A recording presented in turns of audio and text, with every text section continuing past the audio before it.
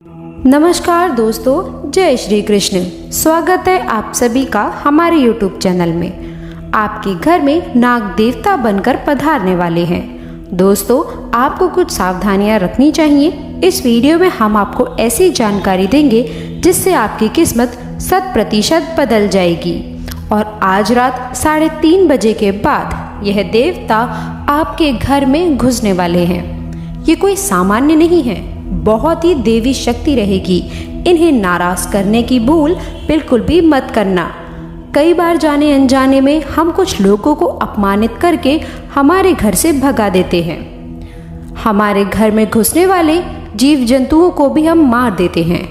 आपकी यही एक गलती आपके आने वाले पूरे भविष्य पर भारी पड़ सकती है, क्योंकि ये देवता आपके घर में किसी भी रूप में प्रवेश कर सकते हैं। डरने वाली कोई बात नहीं है, ये तो आपको आशीर्वाद देना चाहते हैं। अभी आपके ऊपर है कि आप आशीर्वाद लेना चाहते हैं या नहीं लेना चाहते हैं। वीडियो बहुत खास है, बिल्कुल भी इसे मिस ना करें और शुरू से लेकर अंत तक ज़रूर देखिएगा, क्योंकि दोस्तों आज जो ज्ञान हम आपको देने वाले हैं आपके भी रोंगटे खड़े कर देगा। सबसे पहले जो भी महादेव के सच्चे भक्त हैं इस वीडियो को लाइक ज़रूर करें और कमेंट बॉक्स में हर हर महादेव जय शिव शंकर ज़रूर लिखिएगा। और साथ ही साथ श्री साईं नमस्तुमे ज़रूर लिखिएगा। अगले 3 महीने में आपका असंभव से असंभव कार्य भी पूरा हो जाएगा। अब दोस्तों, आपने अतिथि देवो भव इस कहावत को या फिर इस पंक्ति को, इस स्तुति को तो सुना ही होगा। भारत में अतिथि देवो भव की परंपरा निभाई जाती है, परंतु फिर भी जब हमारे घर में मेहमान आते हैं तो कुछ लोग उन्हें बोझ समझते हैं।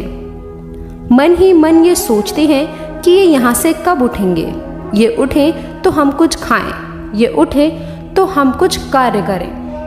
परंतु अगर कोई देवता आपके घर में मेहमान बनकर घुस गए, या वो किसी भी रूप में आ सकते हैं, और यदि आपने उन्हें भगा दिया, नहीं पहचाना और अपमानित कर दिया, तो दोस्तों फिर सोच लीजिए आपकी ज़िंदगी का क्या हाल होगा। इसीलिए तो कहा गया है अतिथि देवो भव, यानी कि हमारे दर पर आया हुआ अतिथि हमारे लिए देव के समान होता है। और यही देवता अब आपके घर में घुसने वाले हैं। तो अब आपको उन्हें नाराज़ नहीं करना है।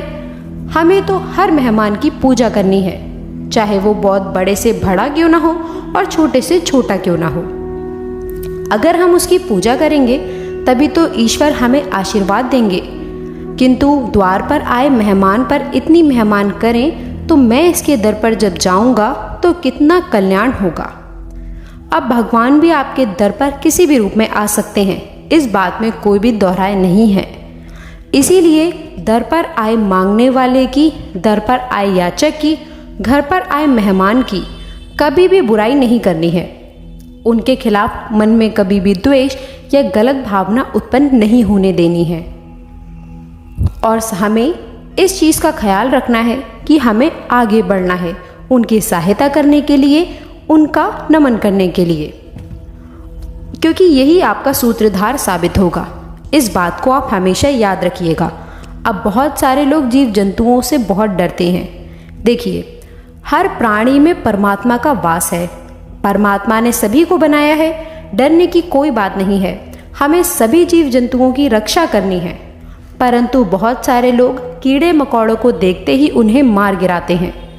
ऐसा करके वो बहुत बड़ा पाप अपने हाथों से कर रहे होते हैं। इस बात का आपको अंदाज़ा नहीं होता, लेकिन बहुत बड़ा अनर्थ आपके द्वारा हो चुका होता है।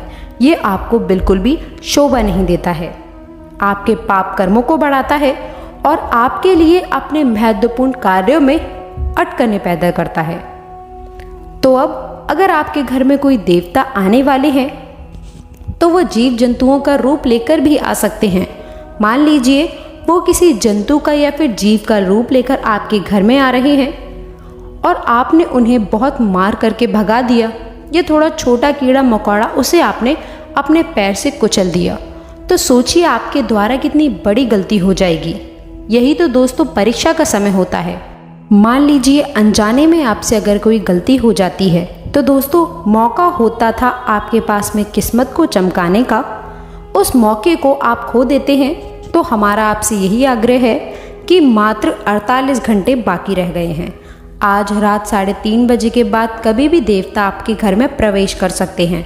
बहुत सारे लोग ऐसे भी होते हैं जैसे खुद देवता आते हैं आपके घर परिवार के या कोई भी, जिसके बाद वे हवा में झूमने लगते हैं, अलग अलग तरह की हरकतें करने लगते हैं। तो आप उनके चरण स्पर्श ज़रूर करें। इस रूप में भी वो आपके घर में प्रवेश कर सकते हैं, लेकिन आप उन्हें पहचान नहीं पाएंगे। और दोस्तों हो सके तो उनके मनपसंद चीज़ उन्हें खिलानी है और किसी भी तरह से उनसे आशीर्वाद ले लेना है, क्योंकि उनका ये आशीर्वाद आपके काम आएगा।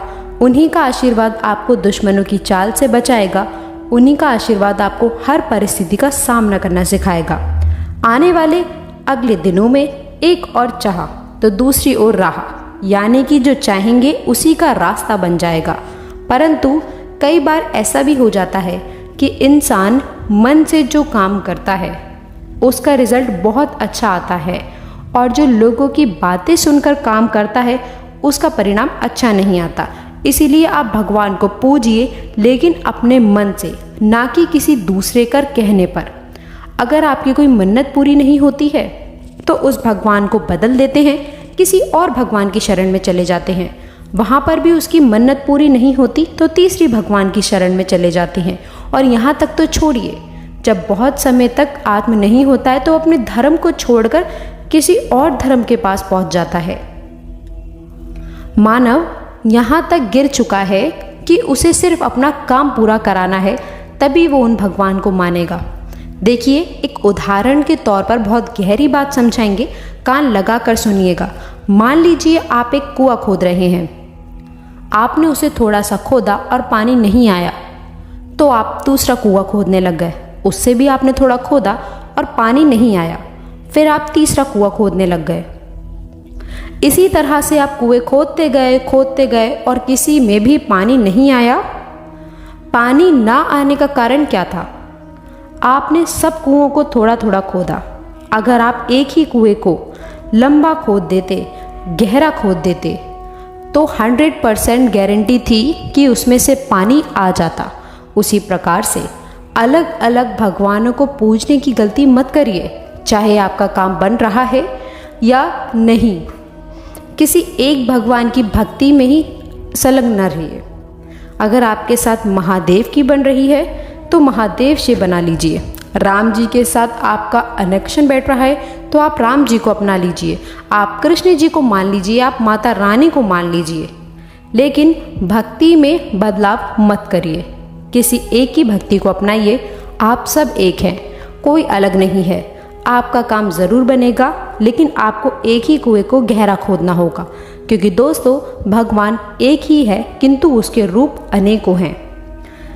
जैसे कि दोस्तों हमने आपको बताया कि यह देवता किसी भी रूप में आपके घर में दस्तक दे सकते हैं।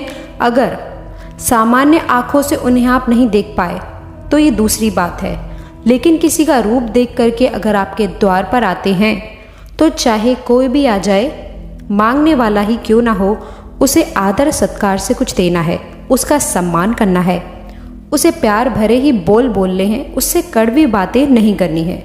ये बात आप खास तौर पर ध्यान रखें, क्योंकि अक्सर जब हमारे दर पर कोई मांगने वाला आता है तो हमारा मुंह बन जाता है। हम उसे देना नहीं चाहते, हम उसे किसी भी तरह से भगाना चाहते हैं। तो यही चीज़ें जीवन में दिक्कत देती हैं, तकलीफ़ देती हैं। अगर भगवान ने आपको किसी को कुछ देने के काबिल बनाया है, देखिए लेने के काबिल तो नहीं बनाया है, देने के काबिल ही बनाया है, तो ये कितनी अच्छी बात है। आपको इसका अभिमान रखना चाहिए कि आपको भगवान ने देने के काबिल बनाया है। और पृथ्वी गोल है और आपके पिछले जन्म में आपकी यह गलती हो सकती है आपको लेने वाला बना दे। इसीलिए हमें तो आज से ही, अभी से ही हमारे कर्मों को सुधारते रहना है, क्योंकि हमें इस जीवन मरण के चक्र में नहीं फंसना। हमें तो भव सागर पार करना है, और वो भव सागर पार होगा मर्यादा के साथ, आत्मसम्मान के साथ, ईमानदारी के साथ, सत्यता के साथ, और हमेशा सदा सही व्यवहारिकता सत्कर्म के साथ। तो ज़िंदगी में ये नियम बना लीजिए कि सभी से प्यार से रहेंगे, सभी से प्यार से बात करेंगे, तो ये दुश्मन ही क्यों ना आपके द्वार पर आ जाए, हमें उसका भी सम्मान ही करना है। तो दोस्तों, आशा करते हैं कि वीडियो में दी गई जानकारी आपको बहुत पसंद आई होगी। वीडियो अच्छी लगी हो तो अपने दोस्तों के साथ, मित्रों के साथ और परिवारजनों के साथ इसे साझा करिएगा। साथ ही कमेंट बॉक्स में सच्ची श्रद्धा से जय शिव शंकर, ओम नमः शिवाय लिखकर अपनी मनोकामना भी लिख दीजिएगा, ताकि भगवान आपकी सीधे सुनवाई कर सके।